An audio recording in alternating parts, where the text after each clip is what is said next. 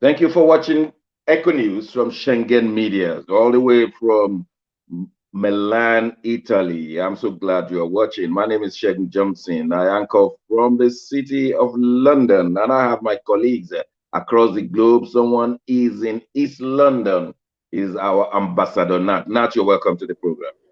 Good morning and thank you very much. All the way in Milan is our colleague, Mark Godwin. Mark, you're welcome to this special program. Good morning, Dr. Shagun. Thank you to the viewers. Thank you. It's special today because COP26 is coming to an end very soon, and each day has been a day with a difference. Today they're looking at transport, and guess who is going there? The British Prime Minister Boris Johnson will be there to discuss what kind of transportation we should be using. Some have said we should be driving on battery. But today, the discussion in England is that there are very few mechanics to repair battery cars.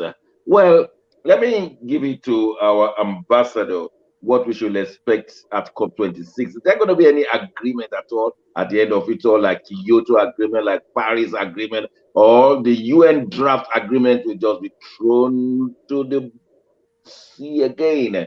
Nat, what's going on in at COP26 Glasgow? Okay, COP26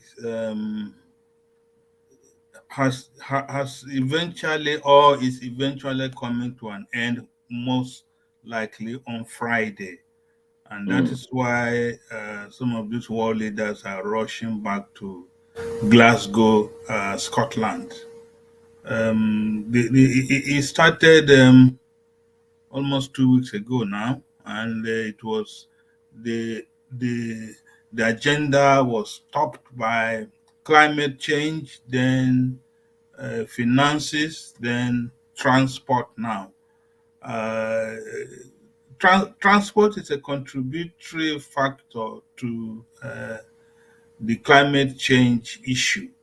But what we have seen is decisions to and fro, agreements to and fro, and we find the big brother country like USA, their delegations alone, starting from the president himself and members of his cabinet, former President Barack Obama was there, and we have a strong delegation from Capitol Hill, The speaker. we see our old friend lady who's very, very strong with Trump. Nancy Pelosi was there with a very with very powerful members of the Congress. That shows the importance they attach to it, especially the political importance. But our concern now is all said and done. After Friday, what next? We all agreed that there is need for urgent action to make sure to see the possibility of minimizing the worst situation of the climate we are now facing. And we want to believe that all the leaders would equally take it very seriously to act, to sponsor, and to ensure that we have a reduction in the carbon emission. Thank you. Mark, how are you guys taking it seriously in Europe? What's the position of Europe in all of these discussions? Are you taking it seriously? I know the last one, the COP25 took place in Madrid, Italy, didn't it? And how are you guys taking it in Europe? Yes, thank you very much, Dr. Shagun. Yes, this COP26 is being anchored by Italy and UK. Yesterday, there was a sad news. Italy has dropped to 30th out of the 63 countries in the climate change performance index. There's an index that has been done. It's called CCPI, and Italy is on number 30 out of 63 countries, down from 27. So this now, index for the sake of our viewers and listeners, what does that mean? It means that you are giving more carbon dioxide emission, you are not following the rules, you are not following the agreement. Yes. Or tell us, what does that mean? Yes, what that means is we have scored low in greenhouse gas targets. We are very low. We've scored very low. There's a target by 2030 to really reduce the greenhouse gas emission. So we've fallen in that target. Okay. Who is number one? Which country is number one? I mean, let us. China is number one. China is number one. That is, China is the world polluting the world most. Yes, China is number one. And he didn't come to this meeting. So yes, at least their prime minister. Exactly. So that's what we're seeing. On the other hand, yes, and it's a follow-up to the Paris Agreement. And all European countries actually are very low in that greenhouse target. The environmental NGOs around the world are calling for steeper reduction laws. There is a cry for people to even reduce car usage, here in Europe, here in the Western Europe. So the COP26 is issues are being addressed, but we just hope these Western countries will follow up and do the needful. It's not really about talking; it's about doing. And so far, I was watching yesterday, Mark. I was watching the discussion yesterday from their main screen at COP26. They said the way the leaders are going, they are aiming at 2.4, and whereas the ideal thing is to have 1.5 increase in temperature. That is, if the temperature of the globe should increase to 2.4, there will be serious challenges in certain countries, flashes and water melting, glacier melting, and the submerging of islands. But that all the targets are going to 2.4, whereas they should target 1.5 increase in temperature. But even with the concerted efforts, what they are tending towards is 2.4. What can be done for the leaders to listen and say, look, your target for 2030 is not good enough? Well, one of the things that can be done is, although it looks somehow, but it is tax reduction on investments and production of goods and services. That was what somebody was trying to say yesterday. If tax is reduced, if there is that reduction of tax, they said companies might go into some of these non-emitting production, like somebody was trying to say yesterday. Then another thing is a reduction of some of these goods and services that requires gas emission. Like we were saying last time, people should reduce too much clothes wearing, too much. But I don't know how some of those things can be, because humanity has come to we all the things that are a problem to the climate are things human beings like. Human beings want to drive their cars, human beings want to look good, human beings want to everything, and these things affect the environment, and it's a problem. Now also Europeans are thinking of doing other ways. The electric car use and some of these new ideas might come in to help if it could be sustainable. Yeah, thank you. we are looking at all those. We are looking at all those factors for now, and Yeah, I we think hope. there's going to be multiple of factors to reduce the Yeah. carbon emission. And we are many of these have been told, and we we now look the children, that is those under 20. They are saying that they're not taking them seriously enough. It's going to be their world in another 60 years, in another 80 years. It's going to be their Yes. world, and that many people who are 50, 60 now will have gone, and nobody is taking them seriously. Ambassador Nat, how do you think they're going to be taken seriously now? Because they say they're not taking them seriously. What else can we do to make sure that everybody is listening to them? Is their world in another 30, 40 years? Well, the issue now is how committed are our world leaders? How are they committed? How committed are they to the generations yet unborn? And the answer is that they are not committed.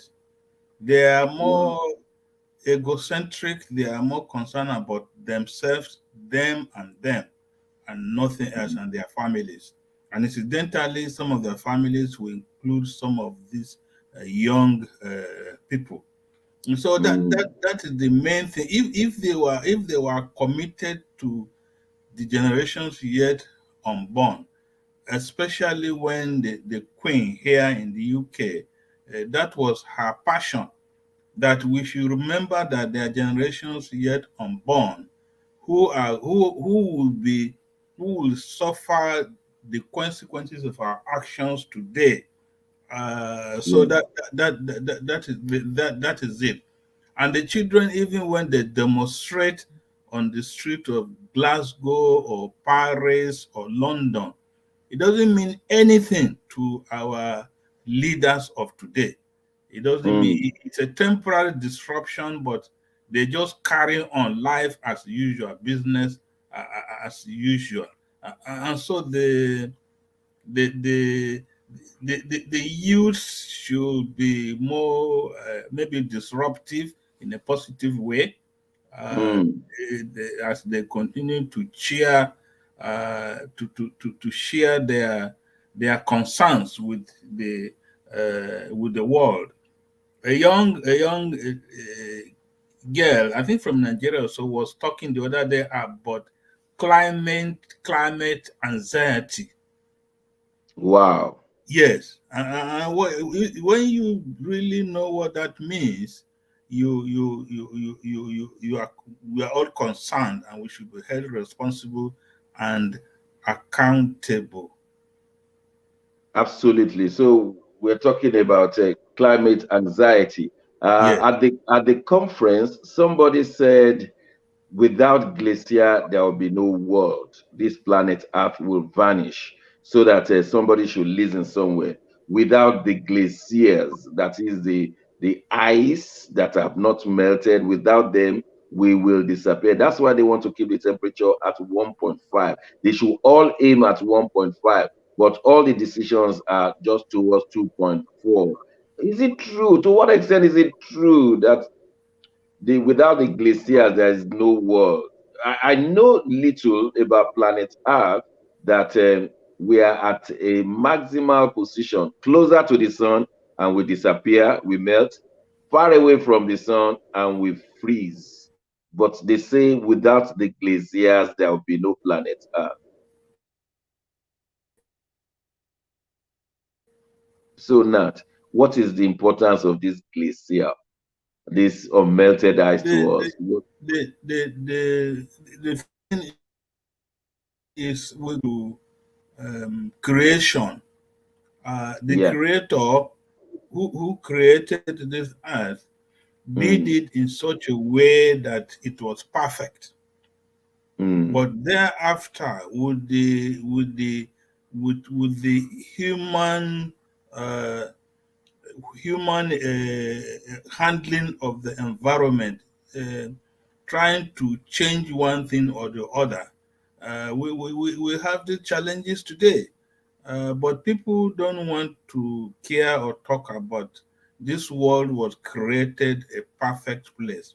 And there are rules were given as to how to live our lives as human. But the human came in maybe from 0 to 7.5 billion souls on the surface of the earth.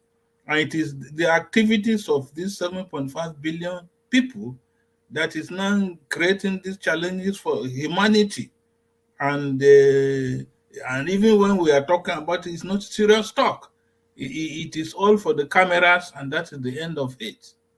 You know, the more you are talking about, the more I'm thinking of what the Bible says that don't eat out of the fruit of the tree of the knowledge of good and evil. That is, man, the more you push to wanting to have more good knowledge, not evil, more good knowledge, like flying, like using your rockets to get to the moon and the stars. And the more you are doing that one, the more you are getting to the digital age, trying to do what is good. But the byproducts of all those good things, they are evil. The more you fly, the more you go do so many things, even the more you use your mobile phone, the more carbon is emitted. We have so many methanes because of the consumption pattern, so that man is not particularly wanting to go and do evil, but the byproducts of the knowledge of technology and digital age is now killing the planet Earth. Are you seeing the problem now? Yes, yes. That evil is inherent in the knowledge of good. You are not planning to bomb any place, but you discover that, oh, if you use some atomic bomb, you could bomb atomic hydrogen atom, you could bomb some places. So evil just comes out of the knowledge of good. So the man who says, don't attempt to know everything, is actually preventing you from harming yourself due to the byproducts of good knowledge. But it doesn't appear people are getting it that way. And so we may just have to. Mark, you want to say something? Yes, it doesn't really appear that people are getting it that way. And it's been talk, like we said. Remember, this climate change meeting now is a follow-up of the Paris meeting also in 2015 or thereabout. 15, And yeah. they all promised to reduce their gas emission. They all promised to work towards this whole thing. But the world is even getting more into polluting the earth than before. Everyday activities and production of goods add more to the pollution. So I don't know how, if there will be a follow-up to this one again. You know, there's been so much speeches, so much to say, but at the end of the day, everybody still goes back to, because everybody is also trying to beat the other country, the other counterpart over production of some certain goods. You know, China wants to produce more. China wants to do more. You know, so science and technology, they are driving us to get more, to discover more, to get more. But the more we get, the more carbon emission, the more increase in temperature, the more the ozone layer is disappearing, the more things are being damaged. The whole earth is dying gradually. But nobody appears to get it, because if you are employed in a business, they want you to get to a production capacity to give profit. And the more you drive your company for profit, the more you produce, the more you innovate, and the more the byproducts are killing the people. Look at all the plastic in the oceans. Is it not because nobody wanted to kill all the fishes in the ocean? But the byproduct of plastic is that it doesn't degrade, and therefore it's killing, suffocating the animals in this ocean. And we have this challenge, but it looks like nobody's taking the Bible seriously. Well, for now, we have to leave it as that, because an agreement is being written.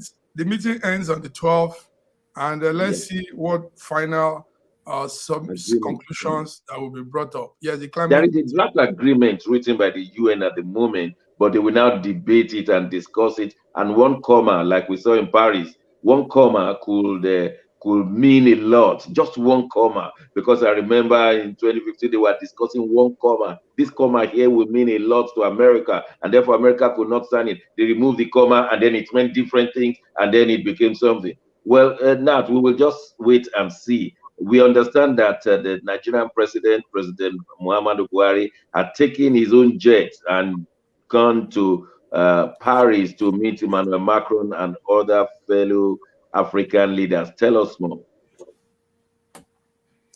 Well, President Muhammadu Buhari is at the moment in Paris, and this Paris meeting they call it Peace Forum in Paris. And this is not the first time they are meeting. You will recollect Macron, the Prime Minister President of France. He's so fascinated and falling in love with Africa for his own interest, maybe for the interest of France too. And we know he has visited African countries a number of times, especially the French-speaking, the Francophone countries.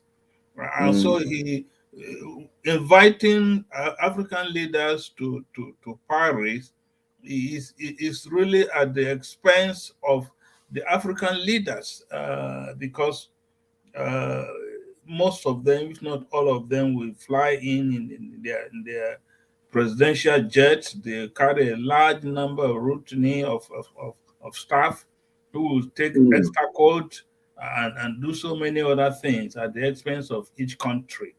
And Macron wants to consolidate his grip on the Sahel region in Africa, starting from Senegal to somewhere around Chad, all those countries. And so Macron is just consolidating the French empire of 2020s on the 21st century, and for economic reasons, those particular regions are rich in rich in minerals, solid minerals, the minerals the West will need for the electric cars, for telephones, for many other things, and specifically areas like Congo, Senegal, Niger Republic, they are rich in minerals, and that's what he's looking for. Okay, we wish him well. We'll be monitoring what they are saying and see whether there will be peace from Paris. We know that Champs-Élysées will be glowing right now. And Macron has election next year, doesn't he? Yeah, and he does. And he's fighting for his political life. Yes. You think he's going to make it, or he has enough enemy? It is going to be very, very difficult for Macron to win another term in France, because there are so many challenges, and he happens to be one of the French prime minister or president who have been attacked in the public, right? And when such attacks come up, it speaks volumes. And more than once. Yes, more than once. Not that we support it. Nobody should support such a thing, but more than one. Yes, Mark, you think any peace can come out of Paris? Nothing will come out of Nazareth. No, nothing. All these are just, they are keeping themselves busy. They are, showing to people that they are doing something, but all of this brings nothing at the end of the day. We know this, Dr. Shagun. It's just normal bureaucratic talks and all that. Nothing tangible comes out of Nazareth. comes out of So anyway, we are watching, and Ambassador Nat has said it all. Yes. All right. We also note that President Buhari loves traveling more than visiting his people in different parts of Nigeria, even when they are bereaved. It's just an observation. Would that be a fair observation? That's a very fair. That's a good one. It's very you're correct from my own end too. I mean, we've had him traveling more than the visiting. Well, somebody broke it down and said his travel involves what they call extra codes and allowances, and this is where he makes his cuts. But is the president? Does he need all those extra codes as the president? Ambassador Nat, the president still enjoys all that benefit. Is it not so? No, he see the traveling office, allowance. The office of the president of Nigeria and even the vice president, they don't spend any kobo of their own. These are states, they are fed and cared for, clothing, medical, everything is by the taxpayers of Nigeria. And even if they want to buy personal things, they just use government money. Yes. In fact, the president doesn't, he at any time you wouldn't find a kobo in his pocket. And yet he could instruct some people, pick that one for me, pick that one for me. No, that's what it means. That's what it means. That he can't find a kobo in his pocket. Well, let's go on a short break. When we return, we'll be looking at one more thing, what is going on in Belarus and Poland, and then we talk about who has won in Anambra State. I know many of you know, you have known who has won in Anambra, but some things we want to discuss you don't know concerning Soludo and the Anambrarians. Don't go away, we'll be right back.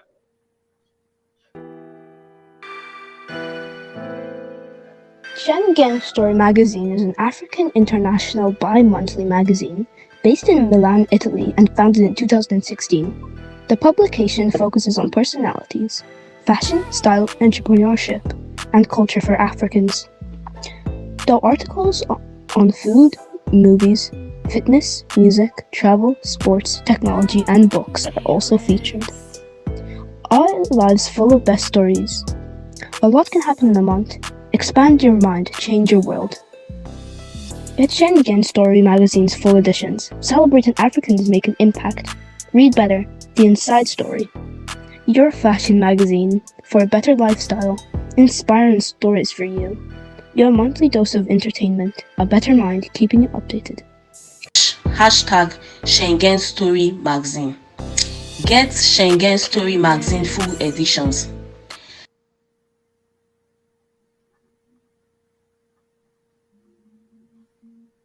Thank you for watching us. It's the Echo News from Schengen Studios in Milan. I'm so glad you're watching.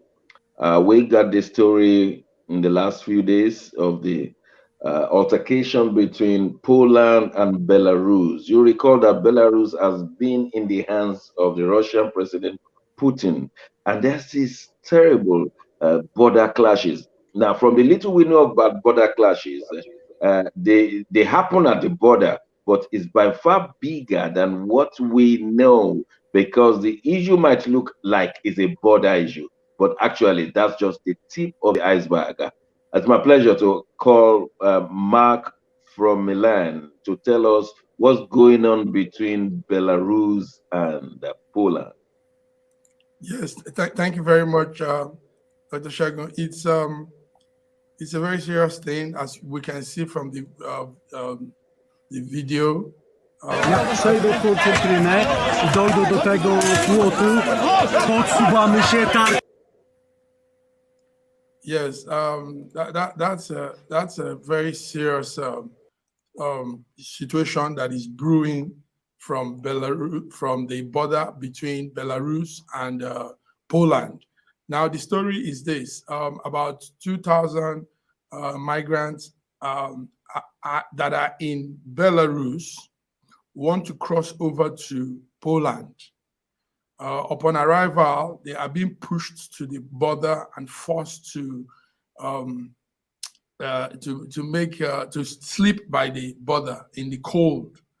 Now, what is happening there is both diplomatic issue and a failed relationship in EU also.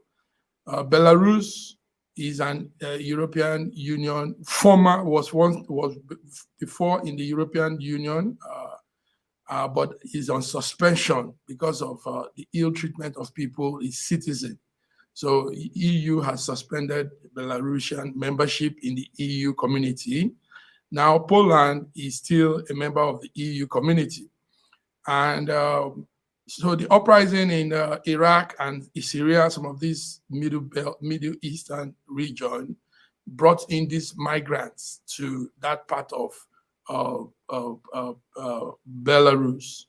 And because there are no immigration laws covering them, so the Belarusians are pushing these people into Poland, telling them to go to Poland, you know. And now the story is also that these migrants said, some of them are saying that it looks as if they are using them as a pawn, because Russia and Belarusian Prime Minister Lukashenko are partnering together in doing some things against their citizens. So Russia is the one encouraging this push of these migrants, you know, to orchestrate trouble in EU. EU and NATO members and some people have said that the whole thing is being done against humanity, because these are young people, these are people that are helpless, that have come all the way from the Middle East and even from Asia. And they found themselves there in Belarus, and the Belarusians are not taking care of them. So it's brewing. Yesterday in the European Union, the Commission said that the case might go out of proportion if not checked. Many of the people are young men and women from Middle East, like I said, and they are suffering this thing. They are suffering the cold. They are suffering to sleep without anything to cover themselves in this very, very cold weather. So this is what is going on for now, and all right, still monitoring it. Thank you very much, Ambassador Nat. I know you're an ambassador. So does this mean that when God said, love thy neighbor as thyself, this is what he meant? There shouldn't be clashes at the borders if you love your neighbor as yourself. So God was referring to the nations. So these two neighboring countries are not loving themselves, or is it just because of the migrants that have led to this? Nat, do we see an end to these kind of challenges in the years to come? Yeah, things are going to get worse and really bad. Wow. Yes, as we progress in this journey of international politics, because the big man of those former Russian republics is pushing the button behind the scene, and that is, we're talking of Vladimir Putin, the Russian strongman. You remember what he did in Ukraine, and so it's an aggressive push to expand influence on those particular areas, and by implication the whole of Europe and even the Middle East. You see what the Russian president is doing in the Middle East. Okay. And also we leave it at that, because there are so many issues to be discussed, and I see that Dr. Osita Aniemeka is in the studio. It's very good if we can have him in the studio live and well, because we want to. How are you doing, Doc? How's everything going on? Very well, sir. Thank you, sir. Yes, good to have you on this wonderful day. I've been waiting for you to come in because Good morning. Good morning from Professor Nigeria. Charles Soludo has become the governor in waiting in Anambra State. Hold on, hold on. Nobody is joyful yet, because I understand the APC, they have not accepted the result. They are going to contest it at the tribunal up to the Supreme Court. Give us a feel of what is going on in Nigeria concerning that election, Dr. Zita.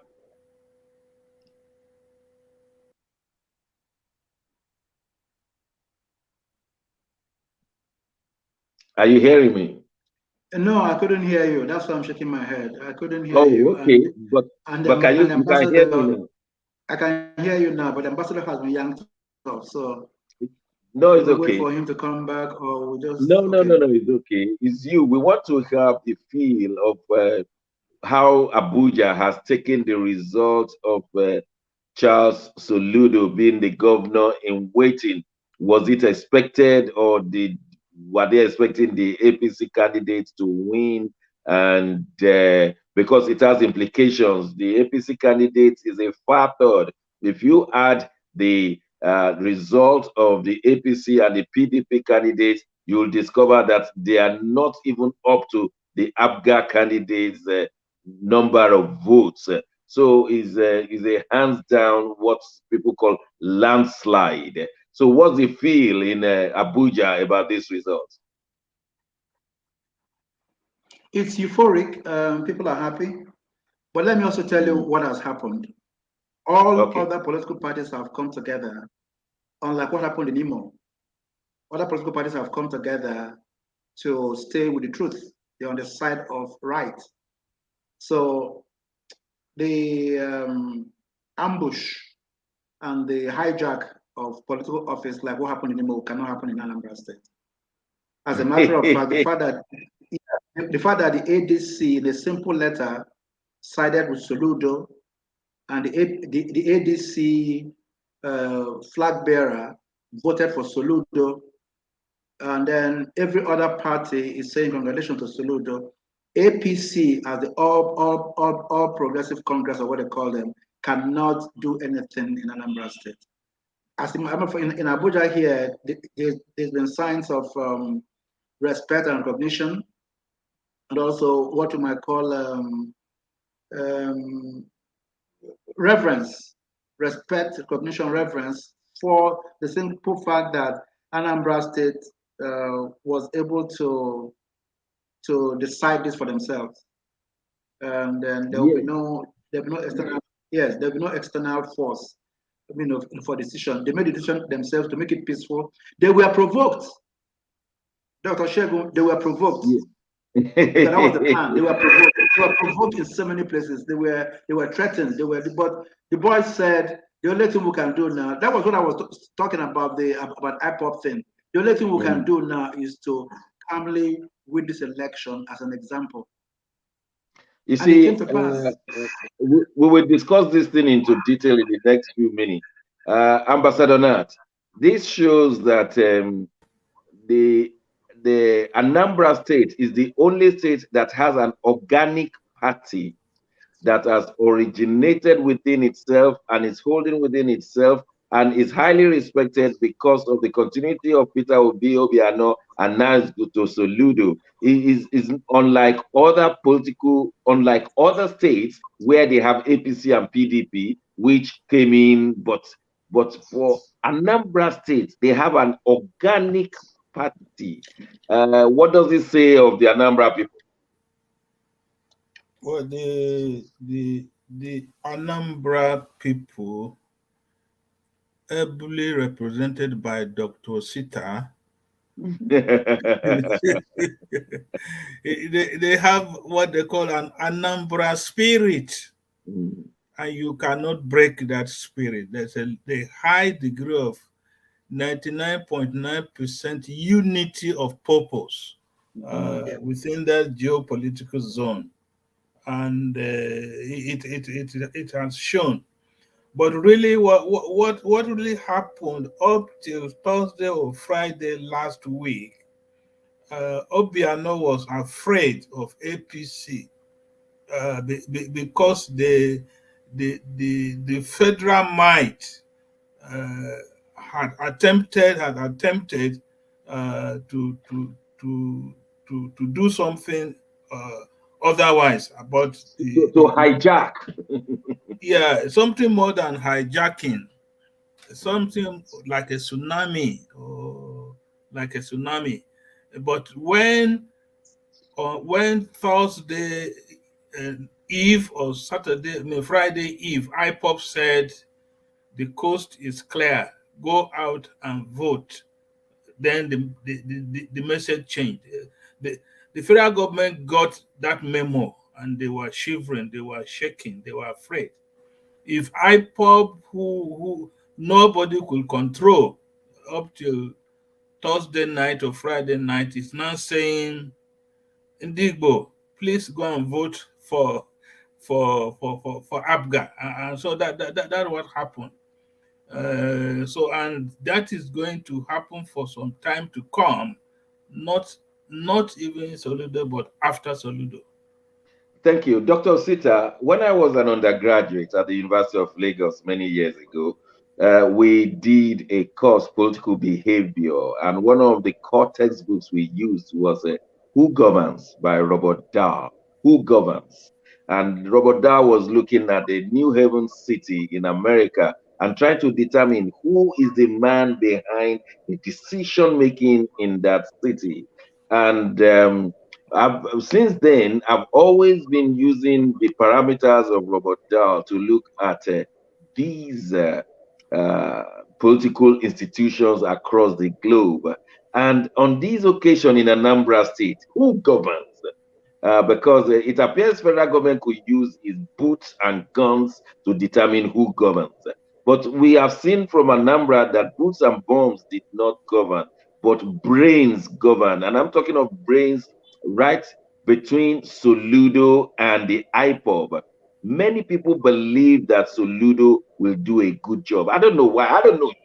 But from what I have read, they believe that Soludo will transform Anambra to a great extent.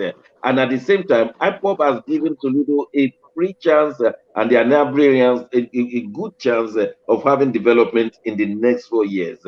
I just, from your experience, who governs? Okay, let's look at Dahl himself. Let's look at Dahl. Dahl is proposing plural democracy. You understand that? He says democracy is the people for the people by the people, but that's pluralistic, which is good, which is okay, because that was purely academic. The truth about this is that you only allow plural democracy when the leader allows it. Wow. Let me give an example. With the same Southeast, let me give an example. Omahi, and a simple, singular, selfish interest. Simple, singular, selfish. He pulled, just look at that. He took himself out of a party that brought him in power. And he was expecting that his selfish interest will flow and delude the others. And they said no to him. Then take it across board now to Imo State, an imposed democracy, so-called, because it's not military. And people are saying that we don't have a governor. They say it to him, we don't have a governor. He's not His Excellency. He's not His Excellency. He's not. So if you're not excellent and you're leading by duress, God bless you. And then you are not elected because you jumped camp from a party that put you there. You went into APC because of a selfish thing. They have proved Robert Dahl right. Wow. Because the idea of plural democracy is that this thing exists in the minds of the people. Politics is about people. And they are thinking that because they have the ultimate power, and the black man's ultimate power can be evil. It's all over African countries, all over African countries. The black man's, that is why one person, the president, can shake hands with Chinese, take a loan without even discussing it with the people, and draw the people into that big problem. Like what we're owing now. We are a detonation now to the fact that if you pull Anambra State away from Nigeria, yes, I was going to say that. They are the only state now that can survive on their own without debt because they have the money on their own. So, yeah. And Peter Obi told us a lot about that. Yeah, go on. He was the only man that can show an example because it was Anambra State. So to answer your question, who governs in Anambra State is Charles Soludo from March next year, with the people that he has been building in the last 28 months. Wow. I was part of that number. I left because I wanted to be able to say what I'm saying now to everybody else. Because I didn't want to be, I was telling them that the man has a conscience to build. The man was the only person who came before the people and named IPOB as a metaphor for what? Restructuring. He didn't say that IPOB meant for the Igbo people to leave. He never said that. He said they're asking you to do the right. Absolutely.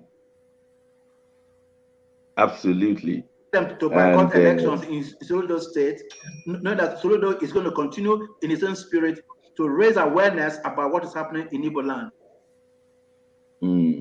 Let me ask Mark in Milan. He's going to govern with a team that understands what he's looking for. And what he's looking for is uprightness.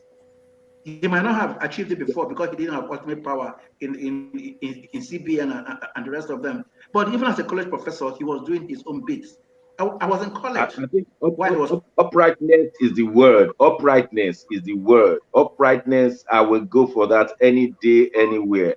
Mark, the all parties came together and said they would prefer Soludo. They didn't say we prefer Abga, but we prefer Soludo.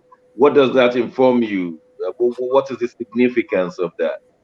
Yes, that's like Dr. Osita said, that shows unity in Anambra State. The ADC gubernatorial candidate came out boldly and said he didn't fare well in the election, so he's throwing his weight behind Soludo. So that was a very good one. In the Is it possible we have his video clip? Kachuku, can we have his video clip where he where he made his declaration so that the world will see it? Yeah. We can have that. So he was declaring it and it was recorded. Yeah. Yes. So we have the former governor of Central Bank of Nigeria and the candidate of the All Progressive Grand Alliance, Professor Chukwuma Soludo, is now declared the winner of the Anambra governorship election. The returning officer, Professor Florence Obi, gave the announcement last night. We stayed all night to hear that result. And Charles Soludo has, she said Charles Soludo has certified the requirement of law, hereby declared winner and is returned elected. So Soludo, who has been a governor, I think CBN governor from 2024 to 2029, he has done very well. Yes, and he's let me give the position as it is. The total number of valid votes cast was 241,523. 8,108 were void. The returning officer had earlier stated that Anambra, with a total number, listen to this one, of 2,466,638 registered voters, 2.4 million registered voters, but only 241,000 voters. Are you seeing the discrepancy? We lost about we lost over 2 million voters, 2 million registered voters. I'm trying to show people that in any form it was a low turnout. If 241,000 came to determine for 2.4 million registered voters, and then he went on to say that there were only 253 accredited voters for the election, which began on November 6 and ended on November 9, 2021. Now, the rundown of Soludo's biodata, he was a one-time governor of the Central Bank of Nigeria. He was born July 28, 1960, and hails from Ethiopia, Aguata local government area of Anambra State. Listen to this one. He's a son of the soil, you know. He obtained a first degree in economics at the University of Nigeria, Nsukka, came first class, and worked in many national and international organizations, including the World Bank and the United Nations Economic Commission for West Africa and the International Monetary Fund. Soludo, we are told, was the economic advisor to former President Olusegun Obasanjo and the chief executive officer of the National Planning Commission. Now, we've been told this one, and many people are looking forward to him to perform with this kind of biodata and his pedigree. Dr. Osita, I think he would be on a hot seat trying to prove his mettle, isn't he? Yes, he will, and that's why he's been planning for 48 months. He's been working very hard. He wasn't planning because he was going to force himself to win. He just said to himself, like a macroeconomist that he is. Okay, remember I told you a story. 2006, he saw Nigeria the way it is now. He saw Nigeria the way it is. He said to his team, let's find a way to begin to solve these problems early. 2 years after, his team came to me. He's a team person, he's a team player. They said to him, this is what we think you should do. And the man said, let me tell you the problem with this. This year, 2008, we have over between 480,000 students and 600,000 Nigerians leaving school without jobs, without even a promise for getting jobs, that they might still live their lives not getting one quality job. So why are we not changing into what has grown the rest of the world? Let's start them with entrepreneurship development. And he took the risk, got money out of the bank, and started the program. Kano, Lagos, Onitsha, like a pyramid. You know, these are the three first centers. The one in Onitsha did not work. You know why? Because nobody believed him. Wow. Listen to the story. So when he had established the others, when the other centers came, he had left office. These centers that came after he left office were Maiduguri, Calabar, and Makurdi. So we now have 6 centers, but the one in the southeast did not work. You know why? Because people started fighting themselves about dividends of the program instead of letting the program roll the ground. And he warned them and said, this is not our spirit. We are supposed to be the way showers for this program. So when I took over the program in 2014, it was war for me. I went to every state governor that I went to, they shunned me. Only Okezia Ikbazo said to me, this is what we've been looking for. Let's do this. So my office was in Umuahia. And we pulled out from there. Yes, and I took the centers. I took that program to all the five states. Most of the states were so resistant. Omahi worked with me. Rochas worked with me. But in other centers where they refused, I went to private sector. Like I went to Newi. I worked with a church in Newi. In Enugu State, it was what's it called? Chuka Otazu, a politician from the Nsukka area. So what I'm trying to prove to you is that people may never understand what he's doing. But if you allow him establish it and let it run the way he planned it, you see the results. I'm really happy about this story that you're saying. If we can get it in one state, I mean, if Anambra State should become a developed state in the sense of the first world, and we can see it's working, it won't be one day, it won't be 1 year, but we see that it's working. We see that it's working. Everybody will now follow it as a prototype. Unfortunately, in Lagos State, they have a lot of money because a lot of factories and a lot of businesses, and because it is a port. But we are not seeing the development infrastructurally on the ground. Lagos State is bedeviled with so many potholes and no roads and overcrowded, and yet they have the money. But we're looking for a developed country. If Anambra could do this, I think it would be a great thing. Now, Dr. Shegun, if you let me talk for the next 2 minutes. I'll give you 3. Let's go back to the Lagos State you just mentioned now. Every tax in the till, every tax income in the till is from the people we're just talking about now. Yes. All their markets, let's count them: Aspanda, Balogun, Ladepo, Oshodi, what's it called? Ikeja, bless you. And then the big one, the Alaba International Market. Alaba, yes.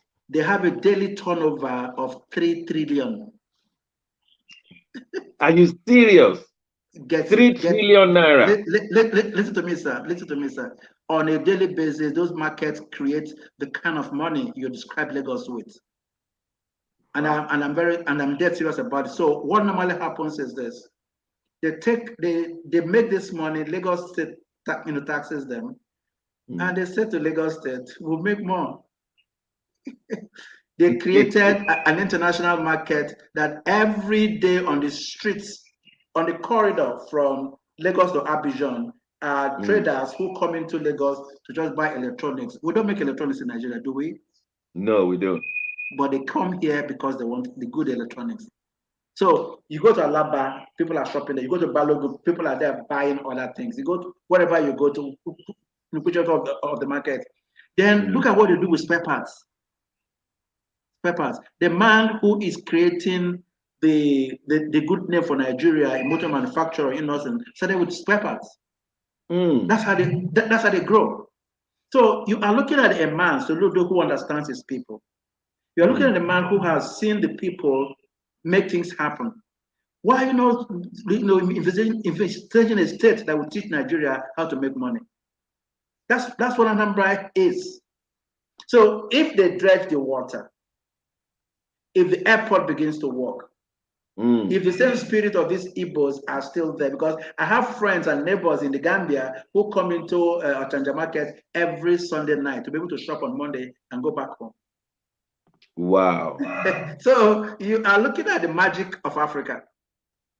They call them whatever they call them. And then I will tell you this story again. When I started this program that I'm talking about, the EDC in the Southeast, these boys refused to come to class. They refused to come to class. You know why? Because I had to go look for them. I said, they are in Northern, sit down. Talk to me. I am here trying to develop you guys. I have money from Central Bank to give to you guys. They say, go on, how much are you going to give to me? who the hell do you think you are asking me to leave my wares for 3 months and come and sit in class to learn what? So I surrendered and I said to them, you mean you can't leave your shop, right? They said, yes. So I said, what if I bring the program to you in your shop? They say, yeah, that's what they're looking for. Now you are talking. Now you are talking. God bless you. So in March 2019, when the pilot program closed out, you know what I did? I went to Corporate Affairs Commission and I registered an open university. Okay. And took the program to them. And they said, this is what we're looking for. So you're looking at the people who are very organized. They know what they want. They know what they want. You can't hustle them. That's why that's the spirit that Soludo comes to tap into and to make that simple state an example to the Southeast and Southeast an example to the entire nation. If you know, as you were talking, I was thinking of the development of democracy in Britain. It used to be a monarchy, serious monarchy. Oh yes. And they were, but as the business and the factory increased in volume and determining the direction of the country, then they told their monarch, "Look, we want to be in charge. We know Of we are the course. commons, so but we want to have a rulership position. We want to be in the decision making process there. Otherwise, we depose you." They were so strong enough, so the British monarch says, "Okay, you don't have to deal with me like they dealt with them in France, where they took them to guillotines. You don't have to do anything to me like they did in Spain. Why don't we just surrender?" And that was how they decided House of Commons. And that, yes, they are commoners, they are common people. They were not aristocrats, but they determined the direction of the country. Like you just told us that the money claimed from the Anambrarians in Lagos, they determine what is going on in Lagos.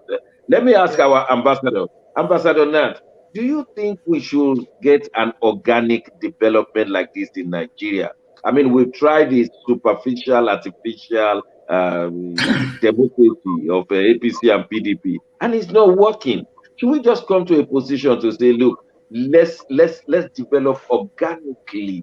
Now that people are coming up and we see that they are the ones determining the power, economic power. Is there a way we can copy from this thing we are seeing in Anambra, and we hope Soludo will be able to expand? Let me give this example. Tinubu came as one person, developed politically, and extended to the Yoruba land, and we see what we see right now. But it has not worked.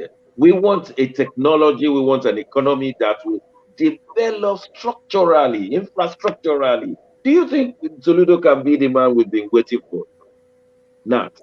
Well, for Anambra, yes, but for the other states in Nigeria, no, because of our fault lines, religion, ethnicity, and other factors.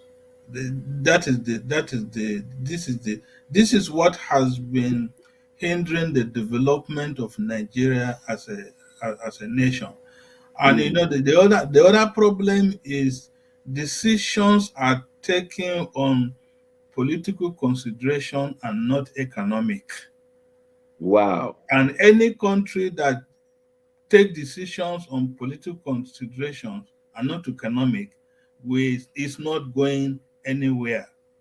So those are some of the challenges. And you remember that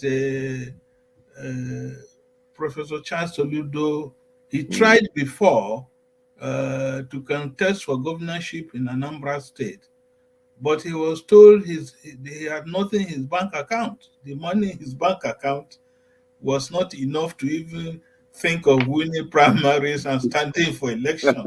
So we don't know whether his bank account is now fat enough or his pocket is deep, but that is the situation.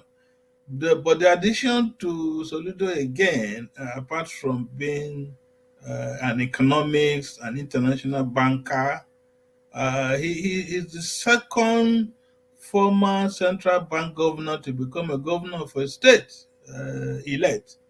Late Clement Isong of Cross River was the first one, retired former governor of central bank and then governor of Cross River State.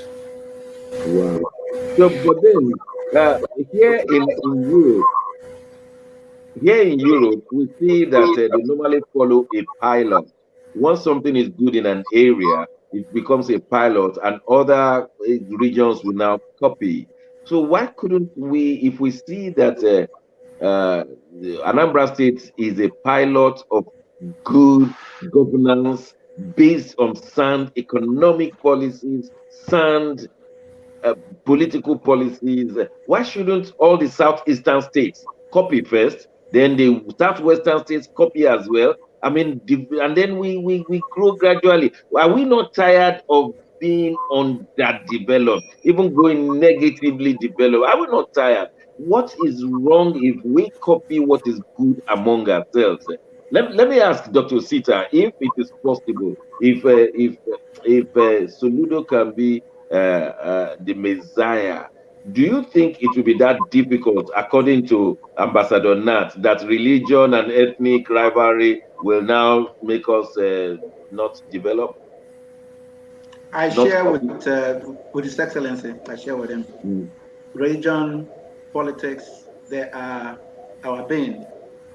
But believe me, let's wait for Soludo to finish his first 4 years, and I mean first 4 years of active governance. You will see the Igbo man's faith, stubbornness when he's doing the right thing, and glory when he wins. You see what? Have you been able to follow what's going on since it was shot that Abga was winning? Have you been able to follow social media to see what has been going on? No, I'm in London. What do I know? Sorry. Please tell us. Very sorry. Please tell us. There are streams of jubilation. People are going back to remind them, to remind us that whether we like it or not, once you put your best foot first, you make the journey work. Because he didn't just wake up to become governor. I'm happy that the ambassador reminded us of when he wanted to try first. His pocket didn't get any deeper because he didn't make money from anywhere else. But he started getting what we call field support. When we worked for him as SSG, so that they never spent a dime. We worked for him based on faith. I was traveling how many kilometers? About 100 kilometers to attend meetings and go back home. Who would I ask for the money? I just fill my car and I tell my driver, let's go. But the issue will be if the hijackers of good governance, if the hijackers of people who polion beauty, who want to resist the good things of life, the problem would be if they come and we fold our hands and we're watching them and we say nothing. Because it is when the good guys sit by the ringside, watch the bad boys play. It is not the governor that is going to fight them personally. It is us. Because we have faith in what is coming. Because we understand that what is coming is to lead Nigeria right. When we keep quiet, because I live in London, I live in Abuja, I'm not living in Onitsha. Because if you keep quiet, you see, that's why I like what you guys are doing. There is nothing about Dr. Sheku Johnson or Ambassador Nat Nyako that will be immediate wealth in your pocket by doing what you're doing now. But because you have a conscience that will help us grow our own conscience, which is what we should do as civilized people, you are there planting your own seeds. Yeah. And because you're genuinely upright and honest about what you're saying, nobody is going to fight you to say, why you do it. Because we analyze everybody. We talk about how they are. We call their names. We said what we said. And then there is a result to all of that. That he won the election. That is the issue.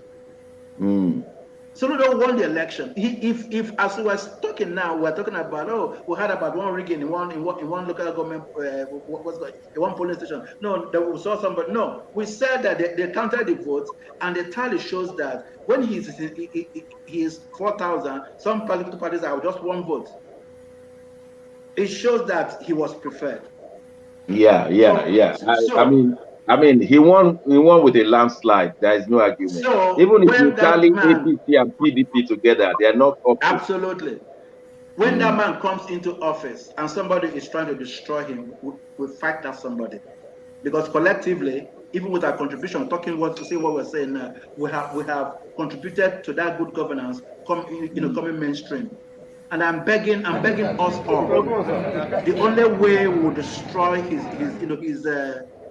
reign is that we create an opportunity for people to talk down on whatever it is. Let them give him time. First year, second year, third year, fourth year. They will see what will happen. Okay. Thank you for that. Let me ask Mark and Milan. Mark, it appears that the votes are counting now in Nigeria. They normally say your vote won't count. But I think we should start changing our mind and having faith.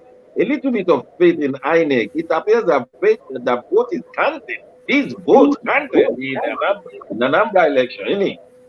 Vote is counting. Dr. Shagu, that's a very good observation you have made there. Vote is counting, and they are genuine, they are authentic, they are not what we thought it would be. I was taking my time to listen to the great man, Dr. Sita, and since he's also on ground there, he can give us good storyline of what is going on. It's wonderful. The Anambra election has come and has gone, and it went well, and very impressive. The next election will be, the next governorship election will be in Osun State. And so we should be telling them that, look, be proud of yourself. Your vote counts. I think before you know that their vote counts, they will not sell it. Yes. I think executive function, yeah. Yes. Yeah, I think the issue now is that we should start building our people that they matter. I'm talking of the rural people, the city people, the town people. You matter and you have your vote. Do not look down on yourself. Your vote will eventually count. And you've got to be sensible. Like they said, Dr. Shagun, politics is local. So it is the indigenous people, the local villagers. These are the people that make up politics. Whatever politics it is, senatorial, gubernatorial, presidential, all of this is, you need the ordinary people, you need the villagers, you need the market women, the rice seller, the newspaper man, the palm wine tapper. Everybody makes up that chain. Yeah, I mean, yes, what I'm saying is that a program like this should start building the confidence of the average Nigerian that you matter and your vote will count. Now look at Anambra State. We understand that a group of women in Ebube, correct me if I'm wrong, a group of women, they rejected 5,000 naira. They said they will vote according to their conscience. The very moment that Nigerians in all the various states say, look, you are an important person, it's only you don't realize it. Start realizing the importance of your life and that you can determine the direction of governance. Then nobody will take money again. It will be anomaly. It will be repulsive. They will count it as an insult that me, a whole me, you want to buy me with 5,000 naira. I think it's high time we started building the confidence and the importance of our people so that they know that that vote counts. Nat, or what do you say? We have a job. We have a responsibility here. Yeah, I think I had somebody talking of INEC. INEC had nothing to do with Anambra State elections. Left to INEC, they would have turned their... it would have been a different story. And this is the stories we keep hearing. And the people were told that Anambra is not Imo, and Edo is not Lagos. Edo is not Lagos. That is Edo not be Lagos, Nigerians. So the thing is that the individuals and the groups have a lot to do with democracy in Nigeria, because democracy is supposed to be by the people for the people. The populace determine what democracy should be. But unfortunately, we have a bipolar type of system in Nigeria that once the politicians get into office, they forget about the ladder that they used to climb up. They discard the man in Hela, they discard the man in Orumba North, and they just do what they want. Then they talk about 5% and 95%. Okay, this is our point of emphasis. But I have a serious question for Dr. Sita. I have taken time to assess IPOP, and like Charles Soludo rightly said, the metaphor for restructuring. So if the government in Anambra starting from March next year decides to be good by any definition of it, What's the future of IPOB? It's still what they are. You see, we are talking about Anambra State. Yeah. IPOB in Anambra State would make Anambra State great because, sorry, what we know about IPOB is not terrorism. It's not even agitation. It is simple statements about who we are and who we want to become from what we are.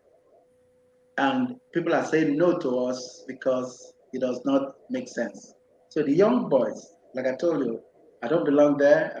I have never met with any of them. I know them one-on-one. I talk to them one-on-one. What you get from a relationship with the people like that is that when they believe you and have faith in you, you have loyalty. That's the way they are. Like I said, the last time His Excellency visited Imo State, I was in Norway.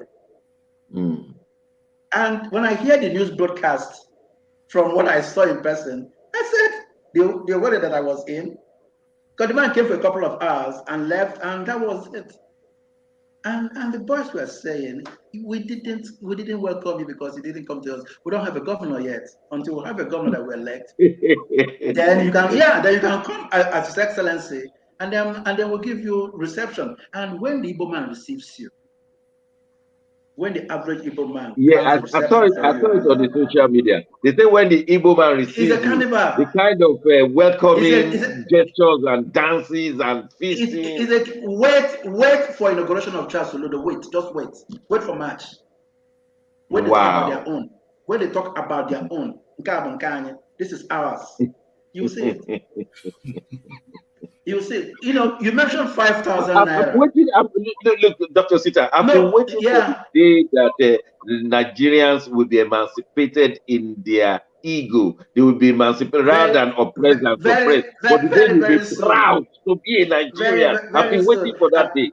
I am one of the proudest Nigerians anywhere in the world, because I tell people that you don't know us. People outside don't know us. They don't know Nigerians. And I mean every tribe in the country. We are a peculiar people.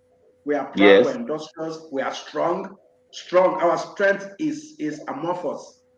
But the issue is when we come together, and like what His Excellency said, that was very brilliant, we allow religion and politics divide us. It's very painful. It's very painful. Because a woman in my mother's village, they call it Ogidi in Benin North, she was asked if they will give her, you just mentioned 5,000, if they give her money to vote for somebody, you know what she asked? He said, will the person fix this market where I sell things? Oh. Look at that intelligence. This is a woman who is selling breadfruit. We call it okwa. Breadfruit. She said, breadfruit. She will sit down there all day, get up later, go home and come back the next day. She's asking them, will the person fix this market so that when this were enforced, I don't have to run away? Give us shade in the market. So if you cannot connect that 5,000 naira to build a new market for this intelligent woman, you can't get her vote. Wow. Do you know why I'm excited? Because we have to go on a break right now. I'm excited because for the first time, I am proud to be a Nigerian on democratic process, where Nigerians in Anambra State, they voted according to their conscience. That's what is making me proud. Now, I'm from Lagos State. I'm proud to be a Lagosian, son of the soil. But I have seen that in my state, they vote according to one man said from somewhere, or one man has chosen to rig it, or they've gone to Bodilon Road to collect who will win, who will be the local government councillor, who will be the state senator representative. That is what is paining me. If everybody that is in Lagos State votes a particular candidate because of their conscience, I'll be so happy. I'll be a proud man. But if it is because it is manipulated because of one man, then I'm a dejected and rejected too. That is my excitement about Anambra State, that the people voted according to their conscience. I'm only asking, I'm begging for people to vote according to their conscience in other states. That's what we're asking for. And this is the beauty of it. I'll just give Nat 1 minute to say any other thing because we have to go on a short break. Well, we are looking forward to after 2023. I think that is where we will start serious talk of where we want to head to. Yes, we need it. We need it. Thank you very much. We'll go on a short break. When we return, we'll be looking at the jailing of Meina for 60 years and the insecurity in Nigeria. Don't go away. We'll be right back.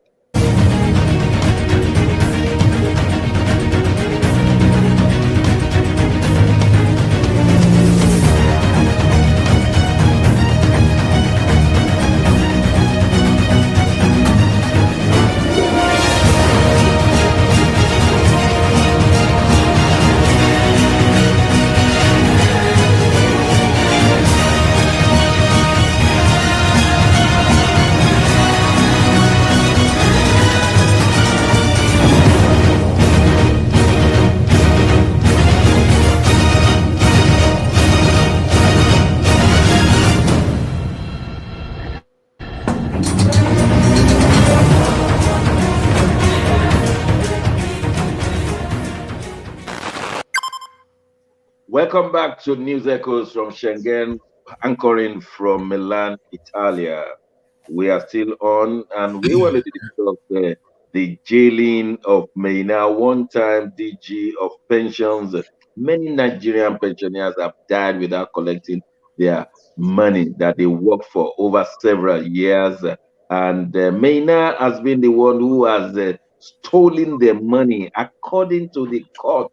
Today, we can say specifically that Meina was a rogue, a robber. He stole the money of the people, and some of them suffered in penury and died. Some are still living but could not take their money because their money has been stolen. Tear the court, and not me. I'm just repeating what the court says.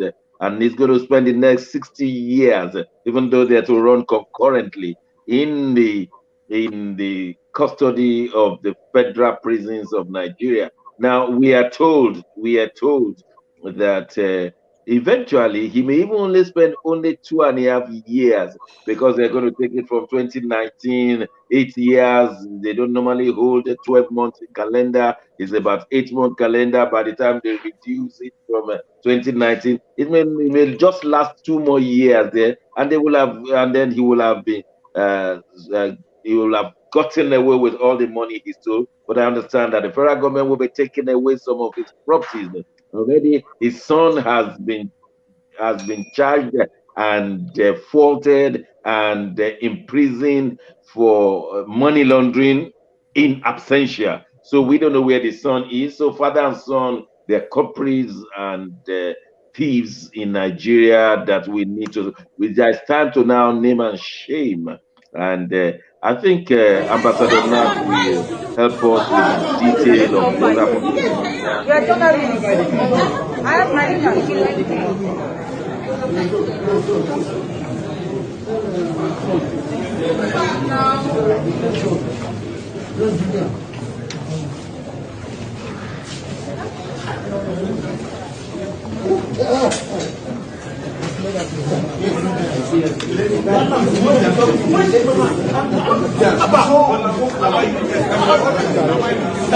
When you say let's go. We are going like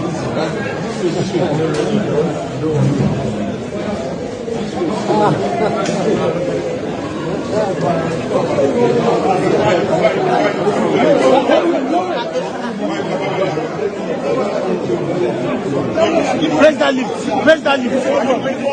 This one is open. Let's go.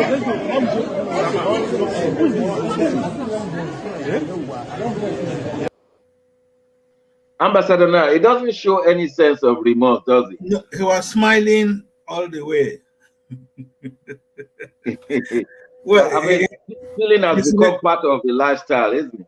Nigeria. Yes, his name is Abdul Rashid Meina. He was an assistant director in one of these federal ministries. I think either information or internal affairs during Jonathan's regime. And because Jonathan had compassion for pensioners, he appointed Maina as the chairman of the pensions committee or pension.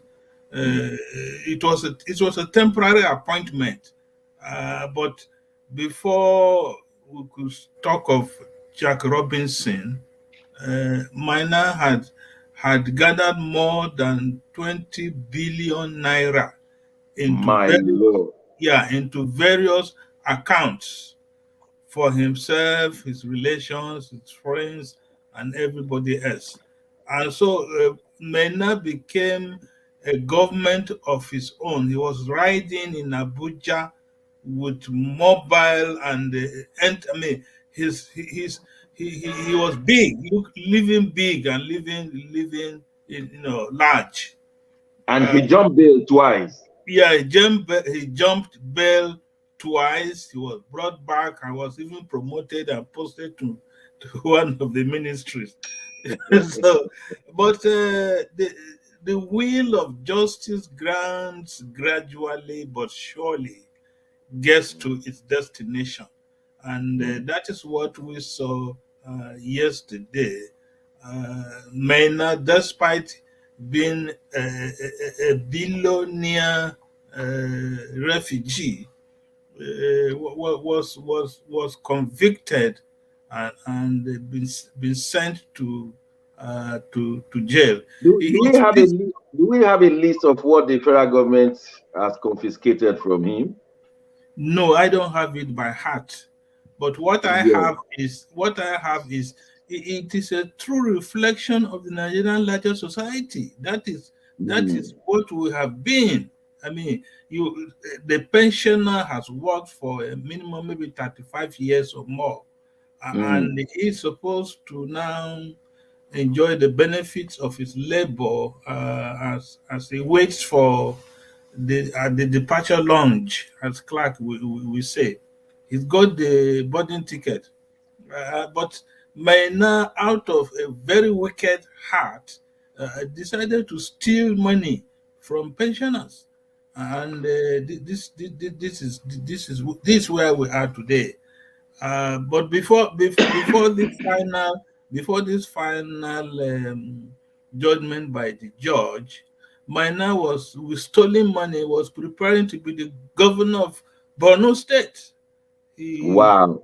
Yeah, because he has stolen money. For the benefit of our viewers, we need to inform them. When we start shaming ourselves for stealing, maybe some people with conscience will stop it. For the benefit of our viewers, I think I have a list here. It says a list of things uncovered, not yet recovered.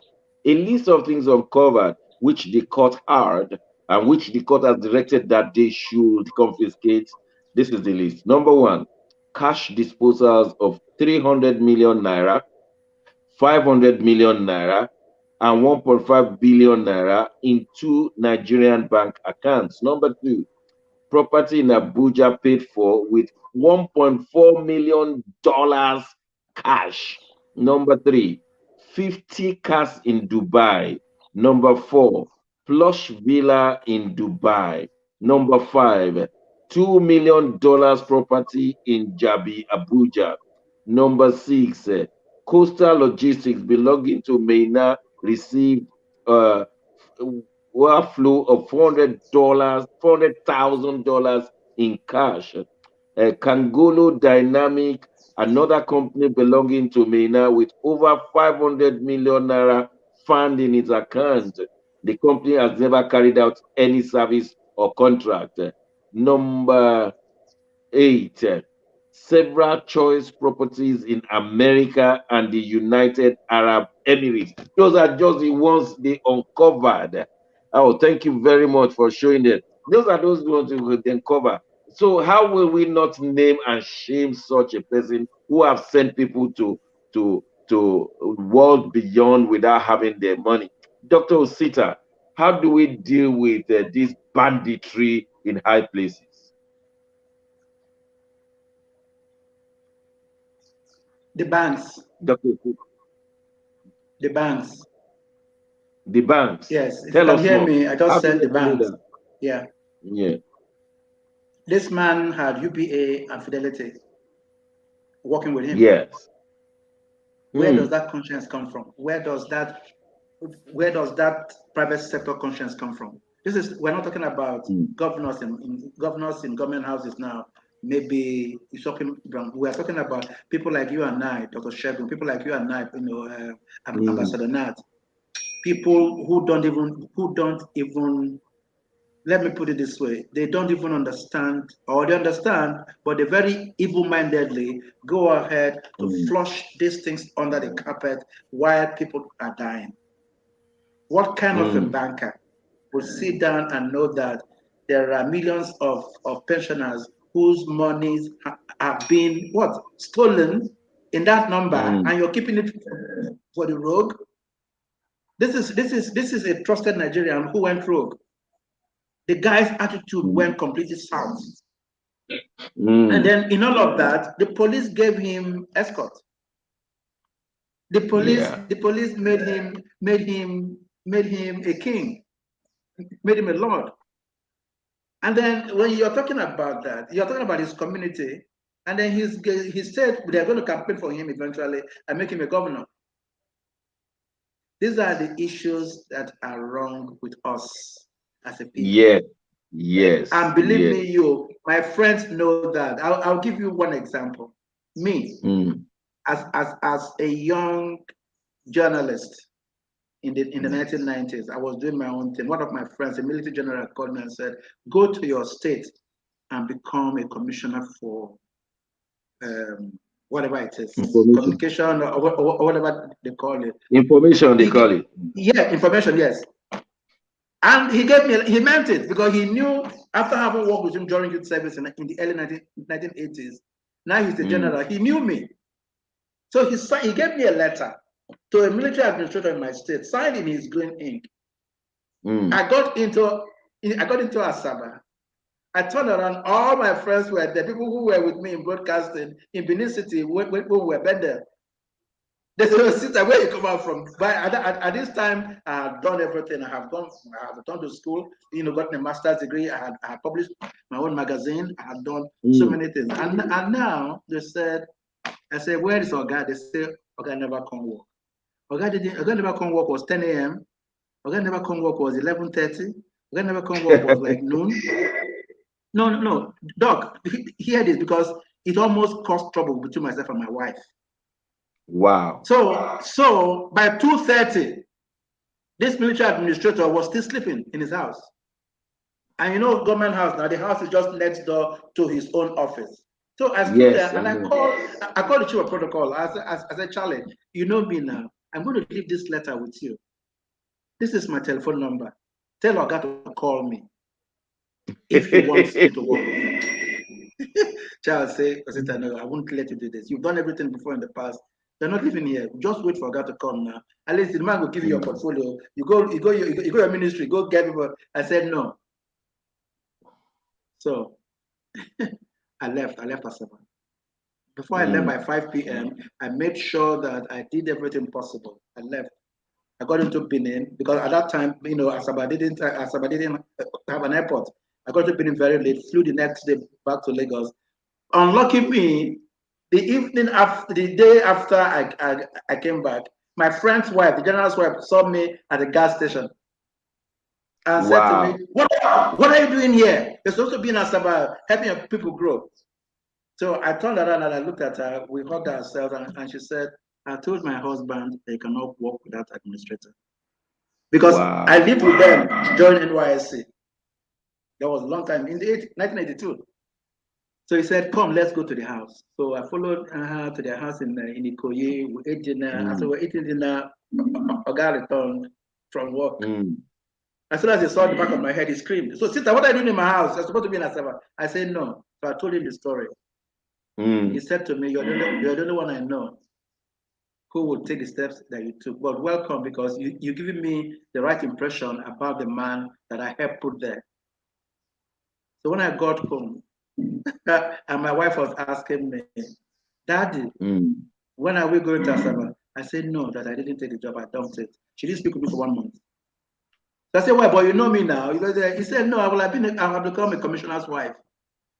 So 3 months later, when they removed the man, I called my wife and I said, "They removed the man, or would have been gone?" She said, "Yes, I would have been an ex-commissioner's wife." Wow. So, yeah. So the issue is this: if we have people of integrity, I know there are so many people of integrity in this country. If we have politics of compromise, people in office like Charles Odili today would pick people who will think like him, who will have less menors in office. I believe that. I know that Nigerians, we have so many people with integrity, people who are ready to work, and at least my classmates, my friends, my childhood friends, people I know, people I work with, and people I came back from the States with. We are just there saying, if we have an opportunity, this is what we think we will do. But that is not the point now. Menor is going to go to jail. Yeah, let me now go to jail, and we hope. Even if he stays in jail for 3 months, he's an ex-convict. That's my point. He has been convicted by the laws of the land that he did the wrong thing. The man stole from us. You remember when we were young, and I'm going to ask Nat and Mark in quick succession. When we were young, if you stole 1 kobo and you are caught, you become ostracized, you become dejected. The community where you are will never love you, will never they will never condone it, let me say. But today, I'm sure this man, some people will be saying, go there, after 2 years, you come and start enjoying the money you stole. Nat, when you were growing up, what did you experience? Well, the values were different, and what is in a name was very, very important. It cannot be overemphasized.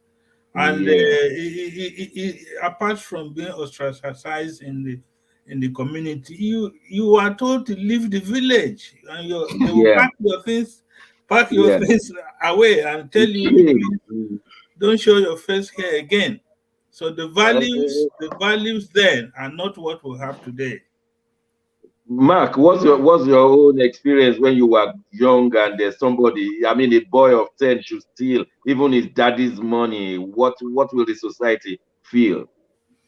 Dr. Shago, it was a very shameful act.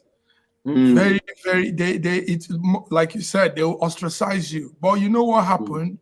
It started in the late 80s and towards 90s. The 419ers came up. Now, because they were flaunting cash and showing very exotic lifestyle, parents, mothers and fathers that used to abhor such things, now because people were seeing this beautiful life, so somehow it became accepted.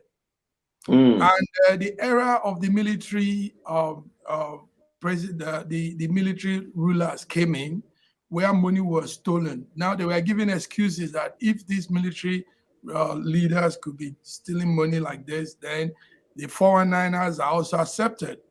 So somehow values and integrity, morals and honesty faded off during this period. Wow. It started in the 80s, towards the 90s. Then the 419ers became so strong, and they were taking over the whole land. I was in school then, and I know what they were doing. They were even taking people's wives and girlfriends. So now the era began to fade off. Now, and the younger Nigerians saw this also and tapped into it, and the Yahoo boys arose. So this was how the era came, and now values, morals. Thank you. I remember the folklores about, I'm sure many of you will have had this growing up, that a boy was stealing pencil and pen, and the mother was saying, good boy, good boy. Then he grew up from school and was stealing, and the mother would say, good boy, good boy. One day the boy was caught and was going to prison, and he said, excuse me, I want to talk to my mom. And then he went to his mom and pretended to speak to her by ear, and then he beat the mother's ear, saying, you did not stop me when I was stealing pencil and pens. when I was bringing money. You are the cause of my going there. Now, those were stories they told us so that the society should not support stealing from their children. But I'm not sure anybody is saying that kind of story now. And more importantly, is that people we know who have stolen the government from the government, they are the ones being exalted right now. They are politicians. People are supporting them. They are stealing. They are taking money from when we know they have stolen it. They unabashed. And so well, we'll just leave it because I want us to talk about the railway gauge. The transport minister Amechi appeared before the National Assembly and said the railway gauge that will go from Kano to Maradi in Niger Republic will be standard, but the one moving from Maiduguri to Port Harcourt will be narrow gauge.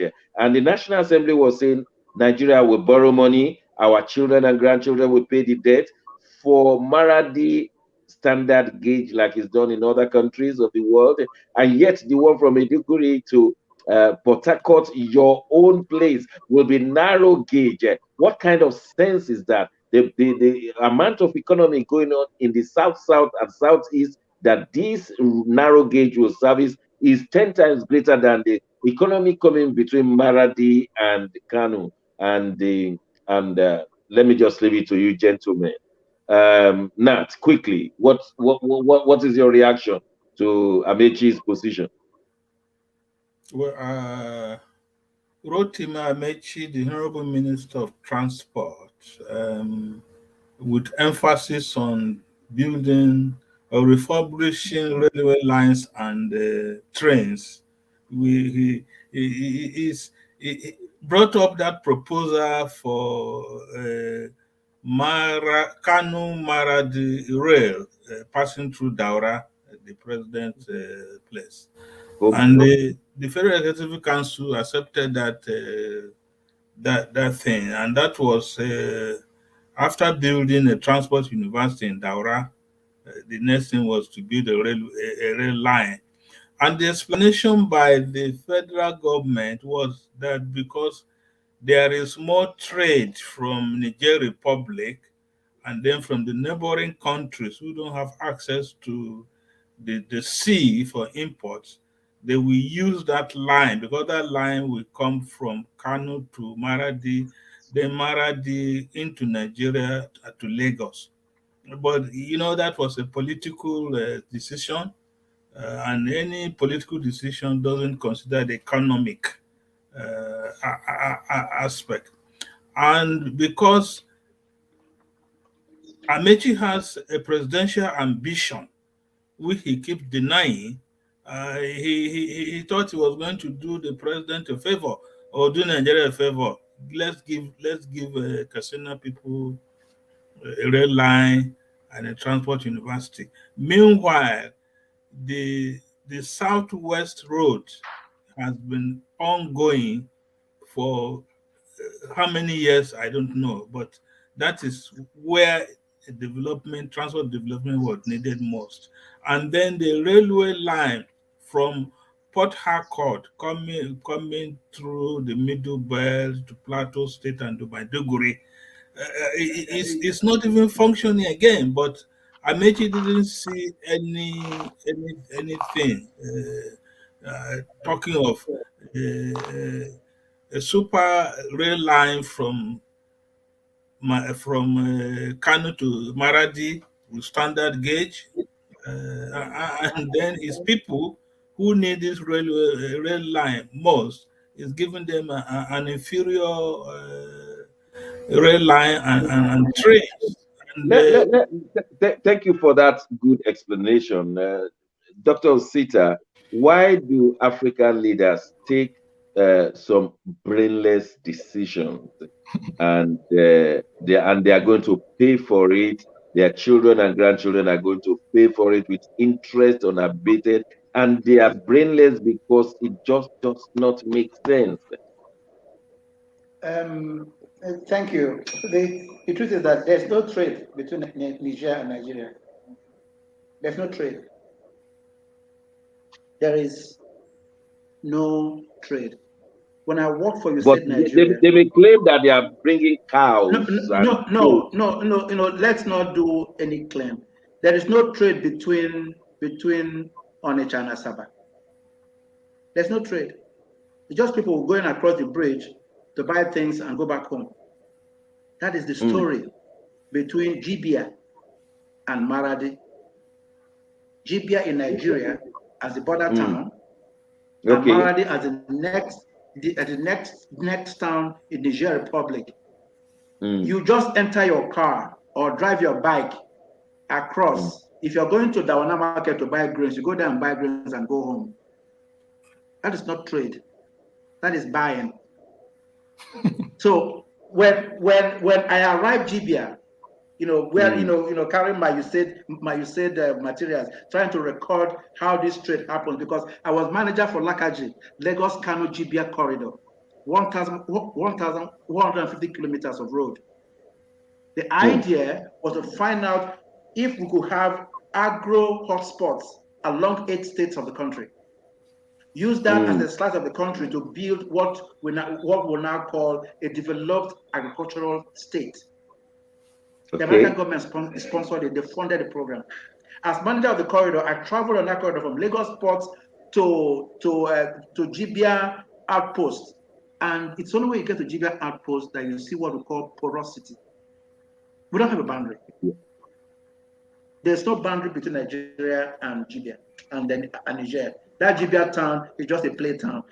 Children come from Niger towns, Niger small towns, and play whatever they want to play in Gambia and go home and sleep at night. There are no gates.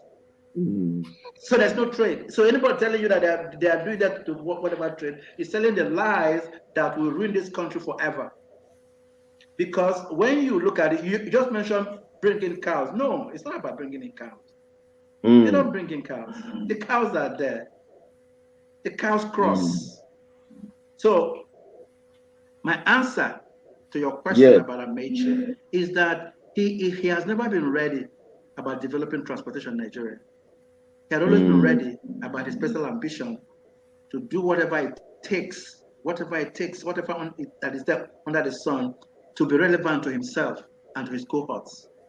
That's the selfish aspect of African leadership that is destroying us. So when that happens, or when that continues to happen, we can't find development. Not with people like him. Not with people like him. Because the